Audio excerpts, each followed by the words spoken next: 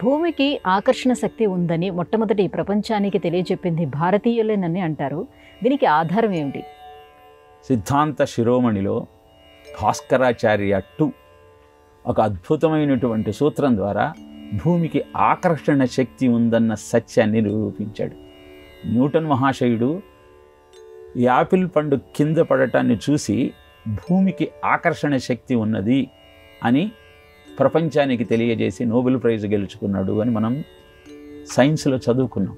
అంటే వస్తు విజ్ఞానం ద్వారా వాస్తవాన్ని గుర్తించేటువంటి ఆలోచన పాశ్చాత్య జీవన విధానం అయితే, తపశ్శక్తి ద్వారా అద్భుతమైన ఖగోళ విజ్ఞానాన్ని ఆవిష్కరించినది భారతీయ ఋషులు.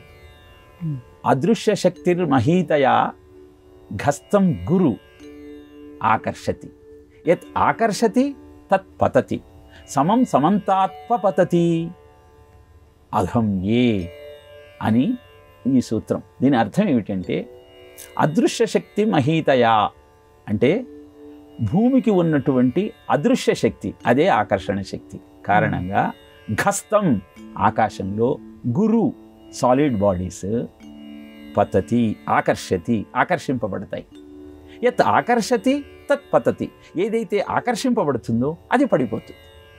సమం సమంతాత్ అంతే ఆకర్షణ శక్తి కలిగినటువంటి పతతి మిగతా సెలిస్టియల్ బాడీస్ ఎక్కడ పడతాయి అంటే అఘంఘే అక్కడే ఉంటాయి, పడవు. అద్భుతమైనటువంటి ఆధునిక విజ్ఞానాన్ని ఒక్క సూత్రం ద్వారా ప్రపంచానికి చాటి చెప్పినవాడు భారతీయుడు. 1704వ సంవత్సరంలో న్యూటను ఈ విజ్ఞానాన్ని ప్రపంచానికి అందిస్తే 1180వ సంవత్సరంలోనే సిద్ధాంత శిరోమణిలో భాస్కరాచార్య 2 ఈ విషయాన్ని మనకు తెలియజేశాడు. ఇప్పుడు ఎవరు అద్భుతమైనటువంటి ఈ విజ్ఞానాన్ని ప్రపంచానికి అందజేసిన వారు? పాశ్చాత్యుల, భారతీయుల? మనం ఎందుకు ఈ విషయాన్ని తెలుసుకోలేకపోతున్నామంటే, సంస్కృతంలో ఉన్న ఈ విజ్ఞానము ఈనాడు విద్యార్థి లోకానికి, ఆధునిక సమాజానికి అందుబాటులో లేదు. ఆ గ్రంథాల ప్రస్తావనే మనం చేయటం లేదు. ఎప్పుడైతే మనం సంస్కృతాన్ని అభ్యాసం చేసి అద్భుతమైన ఈ గ్రంథాలలో ఉన్న రహస్యాన్ని అవగతం చేసుకుంటామో, ఏ విజ్ఞానం అయితే ప్రపంచానికి మార్గదర్శకం అయిందో, ఏ దేశమైతే జగద్గురు స్థానంలో నిలిచి అందరికీ ఆనందం కలగాలన్న సంకల్పంతో అద్భుతాలను ఆవిష్కరించిందో దాన్ని మనం అర్థం చేసుకోగలుగుతాం. పాశ్చాత్యులకు, భారతీయ ఋషులకు ఒకటే తేడా. పాశ్చాత్యులు ఏది కనుక్కున్నా కాపీ రైట్ అంటారు, ఋషులు మాత్రం you have right to copy అంటారు. ఫ్రీగా, ఎలాంటి రుసుము లేకుండా వాళ్ళు ఆశ్రమవాసం చేస్తూ కందమూలాలు తింటూ మనకు అద్భుతమైన ఆనందాన్ని కలిగించే విజ్ఞానాన్ని అందజేసినటువంటి ఋషులను మనం మరిచిపోతున్నాం.